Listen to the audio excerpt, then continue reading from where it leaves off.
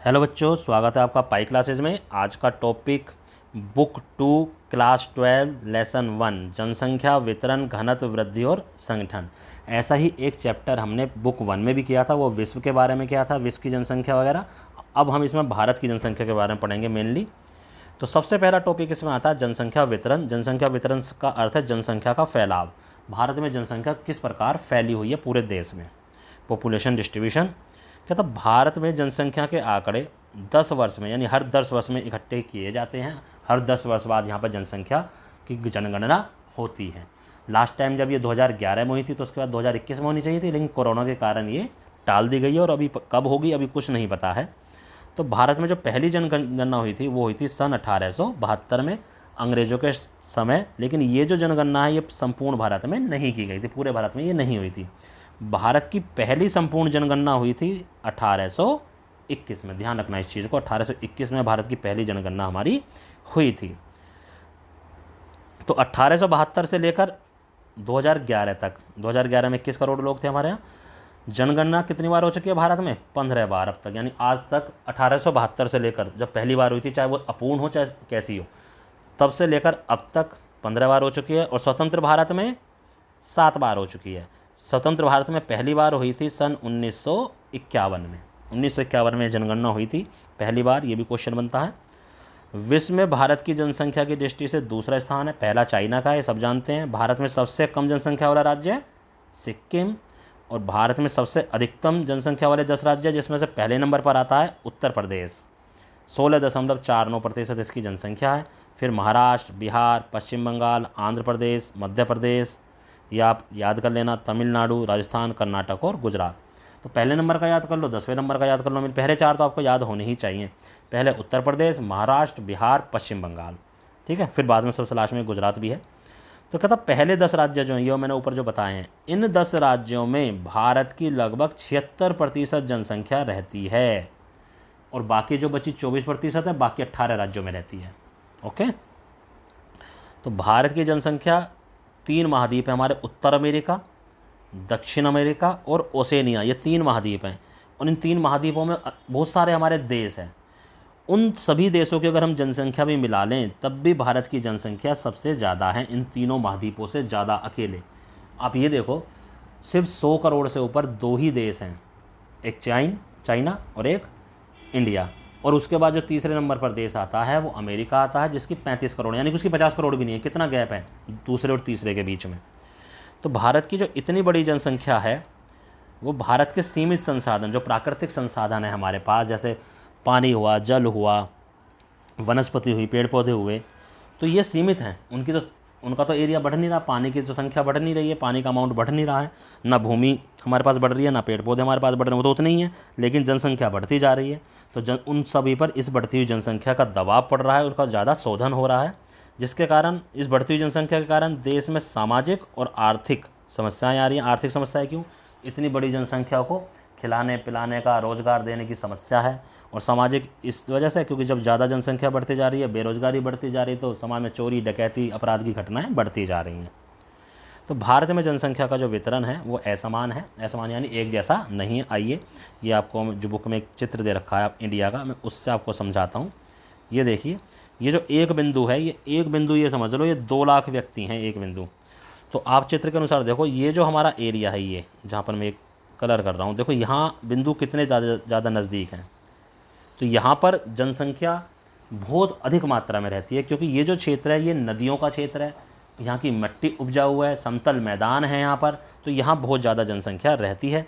इसके अलावा जो हमारे तटीय क्षेत्र हैं, देखो ये तटीय क्षेत्र यानी जो समुद्र के किनारे किनारे हैं, ये यहाँ पर भी देखो आपको जनसंख्या ज़्यादा पाई जा रही है समुद्र के किनारे किनारे, क्योंकि यहाँ पानी की उपलब्धता होती है अच्छी सी, और ये बीच में यहाँ ज़मीन वगैरह अच्छी है, तो यहाँ पर भी काफ़ी जनसंख्या है। अब कम डोट कहाँ है? ये पहाड़ी इलाका, देखो ऊपर ये पहाड़ी, ये सारा पहाड़ी, ये जो पहाड़ी इलाका है, यहाँ पर जनसंख्या कम रहती है। पहाड़ों में लोग कम रहना पसंद करते हैं। और ये जो मरुस्थल है, ये राजस्थान का, इधर ये गुजरात का, यहाँ पर भी लोग हमारे कम रहना पसंद करते हैं, क्योंकि वहाँ जीवन थोड़ा जटिल है, पानी की अनुपलब्धता है, पानी आसानी से नहीं प्राप्त होता, और ज़मीन उपजाऊ नहीं है, खेती आसानी से नहीं हो सकती, इसलिए वहाँ लोग कम रहते हैं। तो जहाँ जीवन में जीने की, यानी जीवन के अनुकूल परिस्थितियां हैं वहाँ लोग ज़्यादा रहते हैं, जहाँ विपरीत दिशा में है वहाँ कम रहते हैं।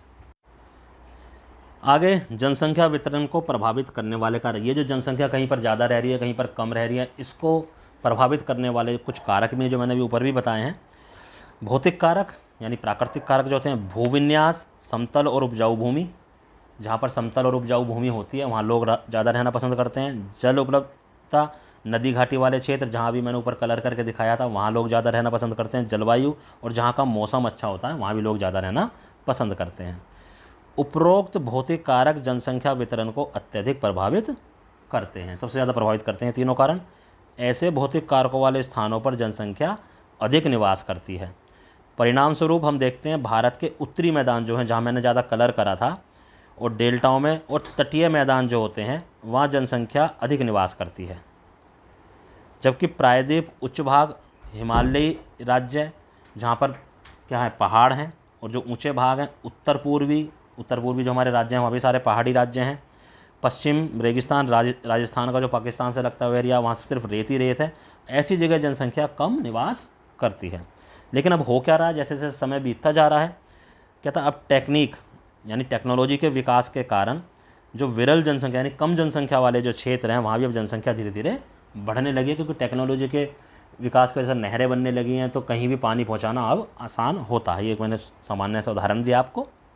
नेक्स्ट है, ये तो भौतिक कारक थे। अब सामाजिक, आर्थिक और ऐतिहासिक कारक। इसके अंतर्गत स्थायी कृषि का उद्भव, यानी स्थायी कृषि का उद्भव, जब स्थायी कृषि का उद्भव हुआ कि लोग एक ही जगह पर रह के बार बार कृषि करते रहते। पहले स्थानांतरणशील कृषि हुआ करती थी, आदि मानव के टाइम पे एक स्थान को छोड़कर दूसरे स्थान पर चले जाते थे, कोई फिक्स नहीं था उनका स्थान। लेकिन अब स्थायी कृषि होती है। कृषि का विकास हो चुका है, नई नई टेक्नोलॉजी आ चुकी है कृषि में।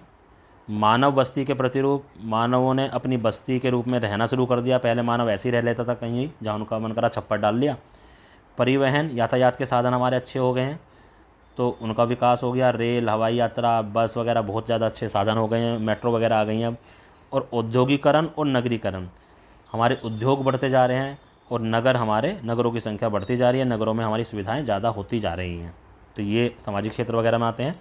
तो भारत की नदियाँ, वित्तीय मैदान क्षेत्र, भारत की जो नदियाँ वाले जो मैदान क्षेत्र हैं वे सदा ही विशाल जनसंख्या वाले क्षेत्र रहे हैं, क्योंकि वहाँ की ज़मीन भी उपजाऊ होती है और वहाँ पानी की उपलब्धता अत्यधिक होती है, वहाँ पानी की कोई कमी नहीं होती और मौसम भी वहाँ का अच्छा होता है। परंतु इन क्षेत्रों में भी जल, जमीन जैसे प्राकृतिक संसाधनों के उपयोग के कारण, क्योंकि वहाँ पर ज़मीन का ज़्यादा उपयोग हो रहा है, पानी का अत्यधिक उपयोग हो रहा है, तो वहाँ पर वाटर लेवल वगैरह भी नीचे जाता जा रहा है और ज़मीन की उपजाऊ शक्ति में भी थोड़ी सी कमी आती जा रही है, के कारण जनसंख्या में अब कमी आनी शुरू हो गई है। फिर भी मानव बस्ती में परिवहन के जाल तंत्र के कारण जनसंख्या सघन बनी हुई है। यानी मानव की जो बस्ती है, मानव की बस्ती क्या होती है, घरों के जो समूह होते हैं जहाँ लोग रहते हैं उन्हें मानव बस्ती कहते हैं। वहाँ पर परिवहन के, यातायात के साधन बहुत अच्छे हैं, इसलिए फिर भी अभी ऐसा कि कम तो होनी शुरू हो गई, पर इतनी भी कम नहीं हुई है कि उसको विरल जनसंख्या कहा जा सके। अभी वहाँ पर जनसंख्या सघन बनी हुई है। अब कुछ हमारे देश के बड़े बड़े शहर हैं, जैसे दिल्ली है, मुंबई है, कोलकाता, बेंगलुरु, पुणे, अहमदाबाद, चेन्नई, जयपुर, हैदराबाद भी आ सकता है इसमें, कि जो क्षेत्र हैं ये औद्योगिक विकास, यहाँ पर उद्योग बहुत ज़्यादा लग चुके हैं और इनका नगरीकरण भी हो चुका है, इनमें बहुत ज़्यादा सुविधाएं हैं, के कारण ग्रामीण क्षेत्रों से नगरीय क्षेत्र में प्रवास होता है। प्रवास का मतलब जब कोई एक स्थान से दूसरे स्थान पर चला जाता है उसको हम प्रवास बोलते हैं।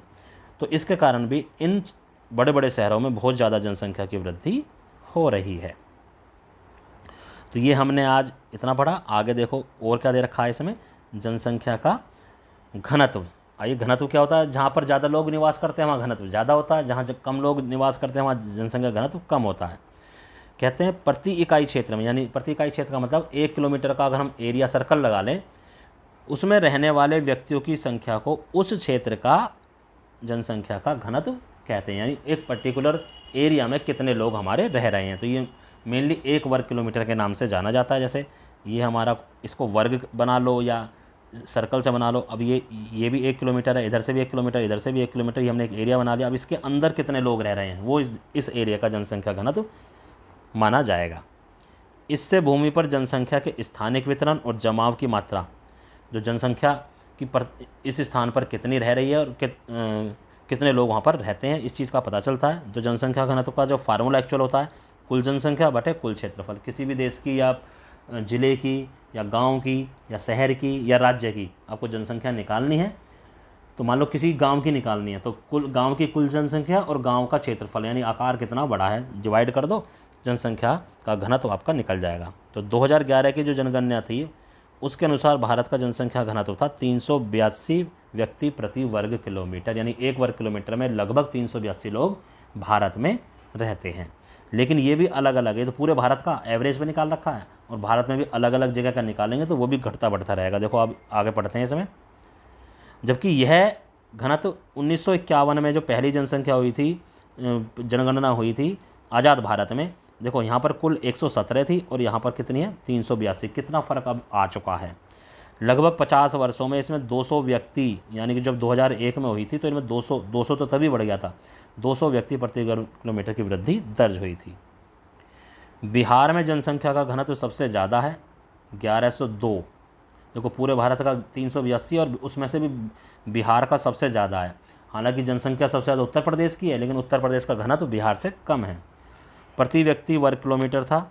और अरुणाचल प्रदेश में सबसे कम 17 व्यक्ति प्रति वर्ग किलोमीटर सबसे कम जनसंख्या घनत्व है। केंद्र शासित प्रदेश की बात करें तो दिल्ली का देखो कितना ज़्यादा है, 11,297 लोग प्रति वर्ग किलोमीटर में रहते हैं, जबकि अंडमान निकोबार में कुल 46। ठीक है। यूपी, दिल्ली, बिहार, पश्चिम बंगाल, केरल, तमिलनाडु का जनसंख्या घनत्व 500 से अधिक है। इनकी जनसंख्या भी ज़्यादा है, जहाँ जनसंख्या ज़्यादा है वहाँ ज़्यादा है। और इसके अलावा असम, गुजरात ये थोड़े बीच की जनसंख्या वाले हैं। आंध्र प्रदेश, हरियाणा, झारखंड, उड़ीसा इनका जनसंख्या घनत्व 300 से 500 के बीच में है। जबकि अंडमान निकोबार और असम को छोड़कर सभी उत्तर पूर्वी राज्यों का जनसंख्या घनत्व 300 से कम है। ये आपको यहाँ पर इस चित्र के माध्यम से मैं आपको दिखा भी देता हूँ। देखो और थोड़ा सा इसको छोटा कर लेते हैं।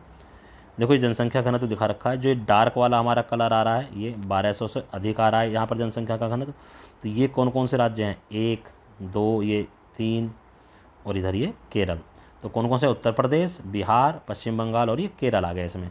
फिर थोड़ा सा इसमें कम कर लो, 800 से 1200, 800 से 12 में ये हरियाणा आ गया, हरियाणा पंजाब, ठीक है, और इधर से तमिलनाडु आ गया।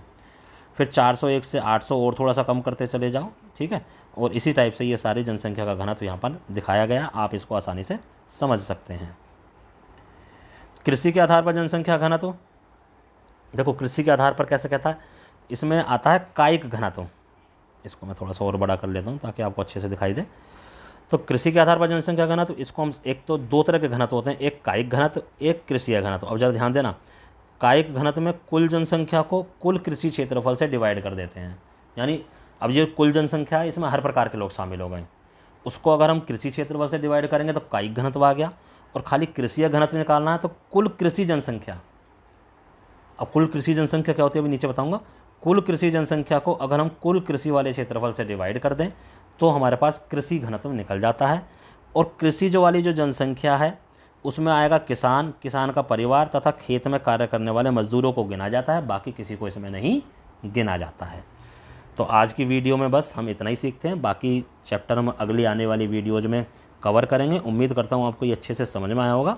तो आप इसको अपने और साथियों को भी शेयर करें ताकि वे भी इस वीडियो से लाभ उठा सकें। धन्यवाद।